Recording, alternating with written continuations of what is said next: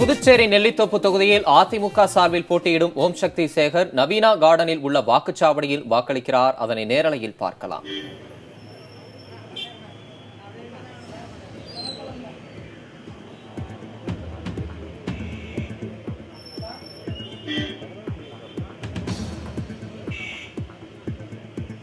புதுச்சேரி நெல்லித்தோப்பு தொகுதியில் அதிமுக சார்பில் போட்டியிடும் ஓம் சக்தி சேகர் நவீனா கார்டனில் உள்ள வாக்குச்சாவடியில் வாக்களிக்கிறார். அந்த காட்சியை நேரலையில் பார்த்துக் கொண்டிருக்கிறோம்.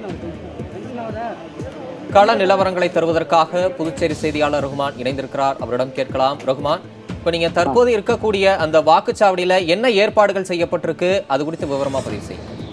கண்டிப்பா தம்பி தமிழரசன், அதாவது நான் ஏற்கனவே குறிப்பிட்டது போன்று 26 வாக்குச்சாவடிகளிலும் தேர்தல் துறையானது சிறப்பான ஏற்பாடுகள் செய்திருப்பதாக அனைவரும் தெரிவித்திருந்திருக்கிறார்கள்.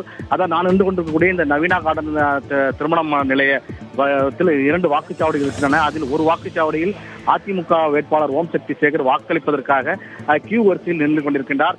ஏற்கனவே நாம் நேரலையில் பார்த்தோம். இதே வாக்குச்சாவடிக்குத்தான் காங்கிரஸ் கட்சி சார்பில் போட்டியிடக்கூடிய முதல்வர் நாராயணசாமி இந்த வாக்குச்சாவடிக்கு வந்து பார்வையிட்டு சென்றார். இதனைத் தொடர்ந்து தற்போது அதிமுக வேட்பாளர் ஓம் சக்தி சேகர் இங்கு இந்த வாக்குச்சாவடியில் வாக்களிக்க இருக்கின்றார்.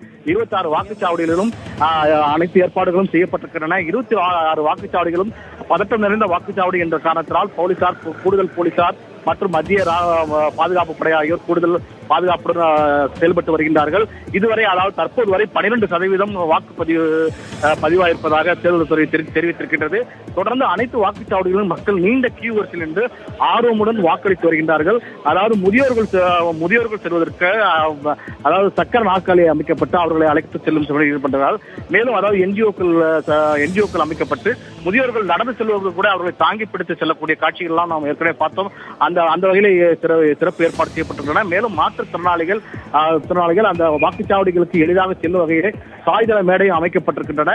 தொடர்ந்து அங்கு குடிநீர், கழிப்பறை உள்ளிட்ட வசதிகளும் அவர்களுக்கு செய்து தரப்பட்டிருக்கின்றன.